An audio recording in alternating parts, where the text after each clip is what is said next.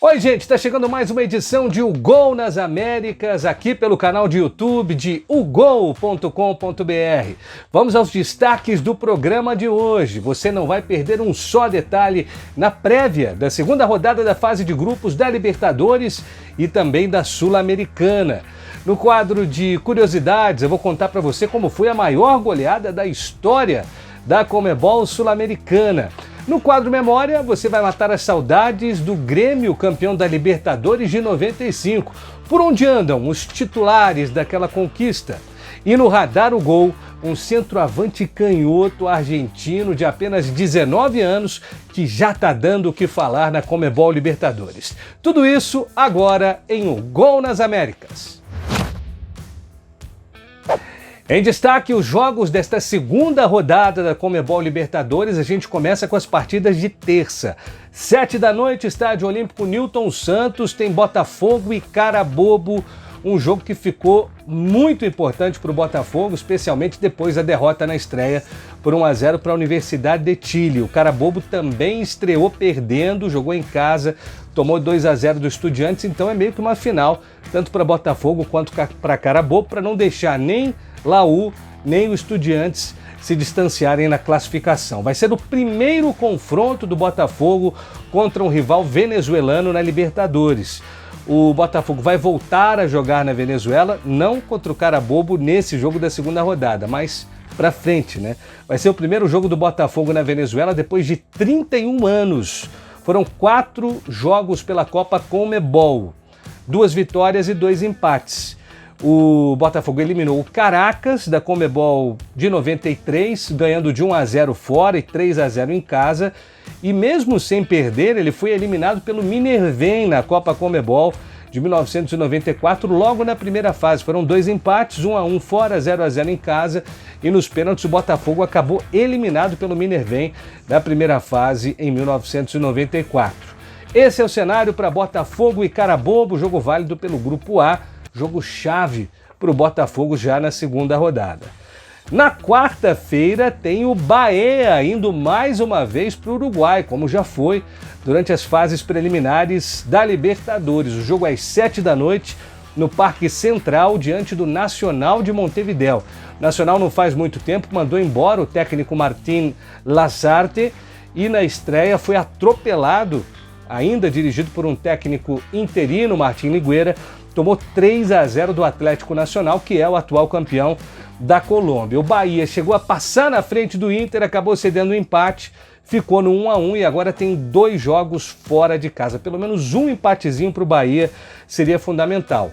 Esse é um confronto que nunca aconteceu na Conmebol Libertadores, Bahia e Nacional de Montevidéu, e o Bahia está invicto contra uruguaios na Conmebol Libertadores, fez os 2 jogos desse ano contra o Boston River, uma vitória e um empate na terceira fase preliminar da Conmebol Libertadores.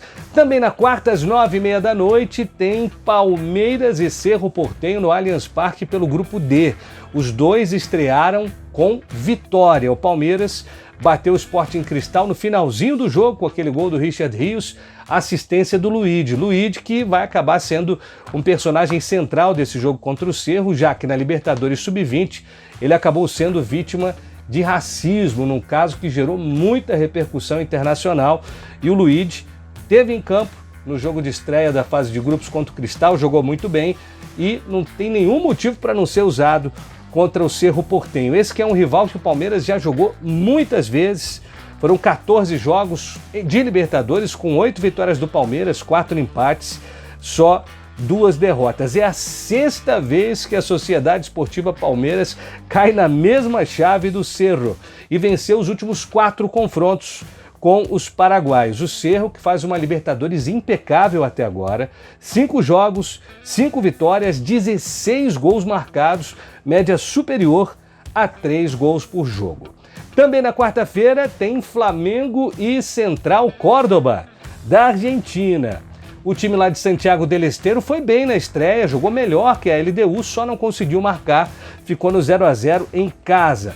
Vai ser um confronto inédito e para o Flamengo o estímulo é saber que o retrospecto contra argentinos vai muito bem, obrigado. Em 23 jogos, 13 vitórias, 8 empates, só 2 derrotas. O Flamengo está invicto contra times da Argentina há 15 partidas. Desde 2017, naquela derrota para o São Lourenço por 2-1, o Flamengo ficou fora já na fase de grupos. De lá para cá, 8 vitórias rubro-negras e 7 empates. Já na quinta-feira, dia 10, o Internacional volta a campo depois de empatar com o Bahia na estreia por 1-1 e pega o Atlético Nacional, que mostrou um futebol muito envolvente na sua estreia contra o Nacional de Montevidéu, ganhando a partida pelo placar de 3-0. Esse jogo é pelo grupo F. Eles se reencontram, Inter e Atlético Nacional de Medellín, depois de 32 anos. Na Libertadores de 1993, eles estavam no mesmo grupo. Naquela ocasião, o Inter, em casa, perdeu dos colombianos por 1-0 e lá em Medellín, no Atanásio Girardot, ficou no empate 0-0. Completando mais 2 jogos de brasileiros na quinta-feira, 9 da noite tem Colo-Colo e Fortaleza, lá no Monumental David Arellano. Na primeira rodada, o Fortaleza, irreconhecível, tomou 3-0 do Racing, tomou um vareio, não viu a cor da bola. João Ricardo foi o grande nome do time. E o Colo-Colo fez a sua estreia na Colômbia e empatou em 3-3 com o Atlético Bucaramanga. Colo-Colo e Fortaleza não vai ser nenhuma novidade para o Lion, que já pegou o Colo-Colo na fase de grupos da Libertadores em 2022. Perdeu em casa 2-1 e conquistou uma vitória épica jogando em Santiago 4-3. Quem sabe, né? Um outro grande resultado do Fortaleza jogando em Santiago. Para concluir essa primeira rodada de Libertadores, eu vou falar do São Paulo, que entra em campo 9h30 da noite no Morumbis contra o Alianza Lima. O Alianza, que foi uma das sensações da fase preliminar da Conmebol Libertadores, eliminou o Boca na Bombonera nos pênaltis, mas a estreia não foi boa. Em Lima, o Alianza perdeu do Libertad, que é o time que vai liderando disparado o Campeonato Paraguaio, perdeu por 1-0, enquanto o São Paulo não fez um grande jogo, mas jogou o suficiente para voltar de Córdoba com uma vitória em cima do Tajeres por 1-0, num gol do Alisson no chute de longe. São Paulo e Aliança é um confronto que vai acontecer pela 5ª vez na Libertadores e o domínio é absoluto do São Paulo. 4 jogos, 4 vitórias, fase de grupos em 2004 e também na fase de grupos de 2007. São Paulo, franco favorito para ganhar do Alianza de Hernan Barcos e Paolo Guerreiro. Mais uma prévia do que vem por aí agora na segunda rodada da fase de grupos da Conmebol Sul-Americana. Vamos começar com os jogos de terça, dia 8, 7 da noite. O Grêmio recebe o Atlético Grau do Peru. O Grêmio que foi bem na estreia, foi ao Paraguai, ganhou do Sportivo Luquenho por 2-1. Bright White marcou o gol da vitória, o dinamarquês, enquanto o Atlético Grau perdeu do Godoy Cruz da Argentina em casa por 2-0. Vai ser o primeiro confronto do Grêmio contra um rival peruano na Conmebol Sul-Americana. Na Libertadores foram 12 jogos do Grêmio contra times do Peru, um retrospecto bem favorável, 9 vitórias, 1 empate, só 2 derrotas. A última vez que o Grêmio pegou uma equipe peruana em competições da Conmebol foi na fase preliminar da Libertadores de 2021, quando eliminou o Ayacucho, fazendo 6-1 em casa e 2-1 fora. O Grêmio não perde de uma equipe do Peru desde 2002, quando levou 2-1 do Cienciano. De lá para cá, 5 vitórias e 1 empate na trajetória do Grêmio contra equipes do Peru. Terça-feira, o grande jogo da Conmebol Sul-Americana acontece na Colômbia, entre América de Cali e Corinthians, pelo Grupo C. Na primeira rodada, o Corinthians foi superado pelo Huracán, ainda vivendo ali a ressaca do título paulista em cima do Palmeiras. Corinthians perdeu do Huracán por 2-1 e o América de Cali foi a Montevidéu e ganhou do Racing de Montevidéu por 3-1. O América de Cali, que agora tem no seu elenco Juanfer Quintero, meia que destraçalhou na Sul-Americana passada, foi campeão pelo Racing. O Corinthians nunca enfrentou o América de Cali na Sula, mas já pegou na extinta Copa Conmebol. 2 jogos, 1 vitória, 1 derrota, foi nas quartas de final de 1995. O Corinthians acabou eliminado, porque ganhou em casa 2-1, perdeu o segundo jogo por 3-1. O Corinthians empatou nas últimas 5 vezes que jogou na Colômbia por competições da Conmebol. A última vitória lá foi na Conmebol Libertadores de 2013, uma vitória apertadinha, 1-0 para cima do Milionários, gol de Danilo, meia que foi campeão da Libertadores tanto pelo Corinthians quanto pelo São Paulo. Ainda na terça-feira, 9h30 da noite, o Vasco recebe a Academia Puerto Cabello pelo Grupo G. Na primeira rodada, o Vasco esteve perto da vitória, mas acabou empatando com o Melgar 3-3. O grupo está todo embolado porque o Puerto Cabello empatou em casa jogando contra o Lanús 2-2. O Vasco nunca perdeu uma partida para clubes da Venezuela em competições da Conmebol. Em 8 partidas ganhou 6, empatou 2 e venceu os 4 jogos que fez contra times da Venezuela jogando em casa. Já na quarta-feira, 9h30 da noite, é a vez do Cruzeiro receber o Muxuc Runa do Equador pelo Grupo E. Na primeira rodada, o Cruzeiro parecia que ia voltar de Santa Fé com um empate diante do Unión, tomou um gol no finalzinho, foi derrotado por 1-0. Retrospecto do Cruzeiro contra equatorianos. Em competições da Conmebol, 14 jogos, 9 vitórias, 3 empates, só 2 derrotas. Dos 7 jogos que o Cruzeiro fez em casa contra times do Equador, ele ganhou 6.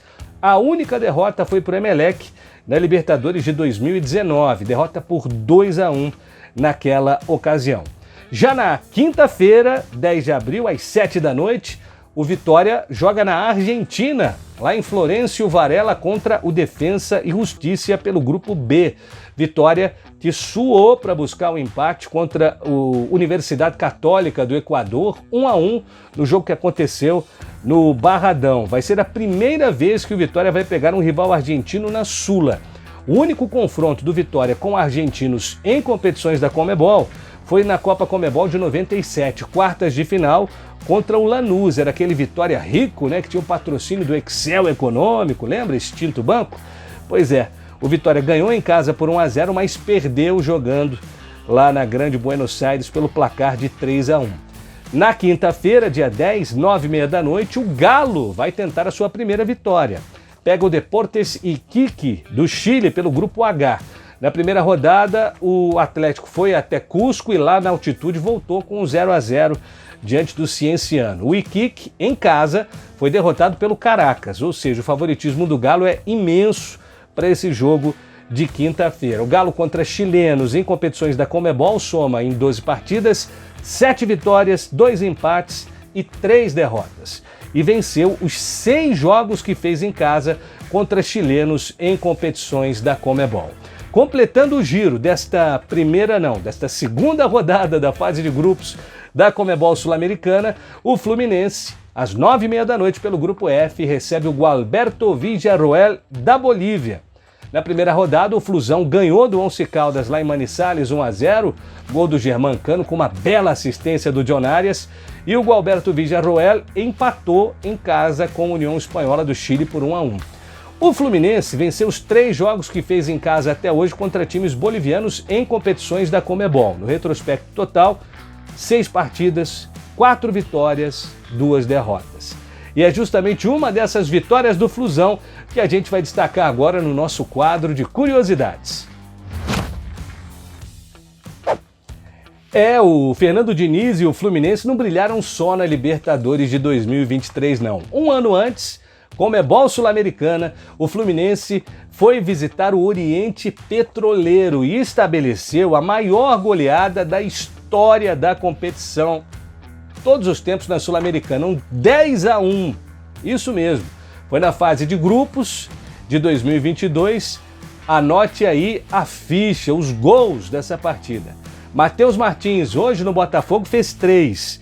Germancano fez o L 3 vezes também, na época era só o L do Lourenço, ainda não tinha a menininha ainda, agora ele faz 2, né? 2 L's. Manuel, o zagueiro, também fez gol, John Arias marcou o dele, Caio Paulista, que hoje está no Atlético Mineiro, também balançou a rede e até o William Bigode entrou ali na lista dos marcadores desse histórico Oriente Petroleiro 1, Fluminense 10. A maior goleada da história da Conmebol Sul-Americana.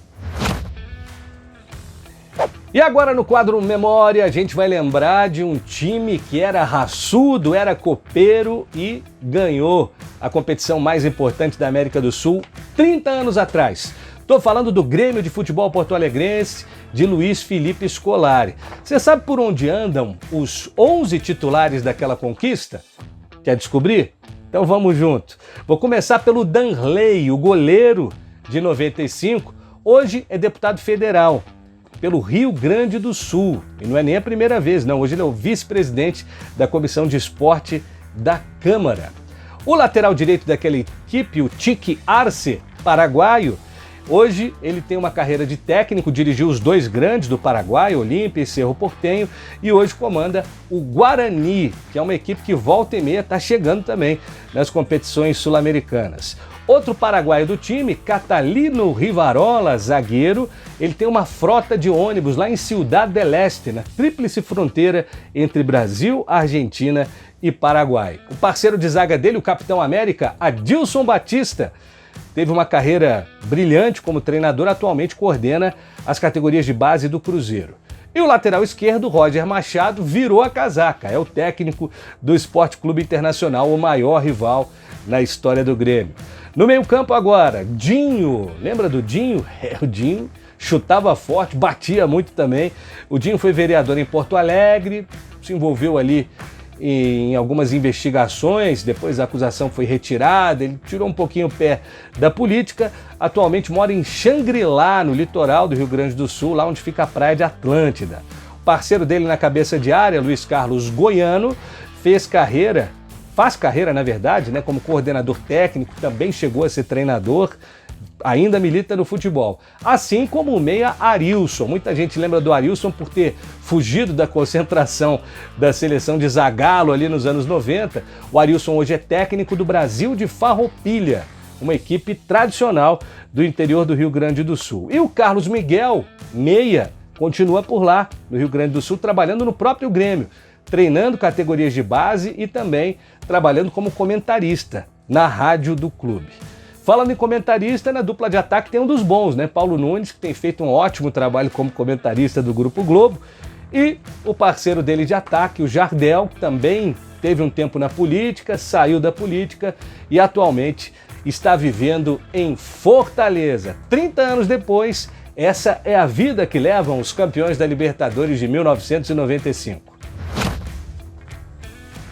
Depois de dar aquela moral para os craques do passado, vamos falar dos craques de futuro. Hoje, no Radar o Gol, vamos falar do centroavante canhoto argentino Mayer Carriço, do Vélez Sarsfield. Ele tem apenas 19 anos, é de Santiago del Estero e já tinha brilhado esse ano jogando o Sul-Americano Sub-20. Nessa competição, veja, ele marcou 4 gols, deu 3 assistências e estava naquele time que atropelou o Brasil na fase de grupos e que depois acabou deixando o título escapar para os brasileiros. Na estreia dessa Conmebol Libertadores, o Mayer Carriço anotou o gol de empate contra a equipe do Peñarol, depois virou virada, 2-1, Álvaro Montoro, de 17 anos, vai acabar aparecendo aqui no Radar o Gol também, foi quem marcou o gol da vitória, mostrando que o Vélez Sarsfield continua na sua tradição de revelar grandes jogadores. Diego Simeone surgiu lá, Nicolás Otamendi, o próprio Carlos Bianchi, que todo mundo lembra como técnico, mas foi grande artilheiro jogando na França. A lista é grande, viu, de jogadores revelados pelo Vélez Sarsfield. Nessa estreia contra o Peñarol, ele distribuiu caneta, apanhou dos zagueiros, ele se posiciona muito bem na área e ainda tem uma virtude, que não é todo centroavante que tem. Ele mete gol de falta também, por isso, olho em Mayer Carriço, o atacante do Vélez Sarsfield. Queridos amigos, o Gol nas Américas dessa semana vai ficando por aqui, mas eu tenho uma ótima notícia para você nesse final. O programa de semana que vem vai ser especial, vai ser gravado na Argentina, então fique ligado, um programa especial na semana que vem, direto da terra dos hermanos que amam o futebol e também tem muita história para contar, e história para contar é o que a gente mais gosta de trazer aqui no nosso programa. Muito obrigado por curtir mais essa edição, grande abraço, a gente se vê semana que vem, tchau!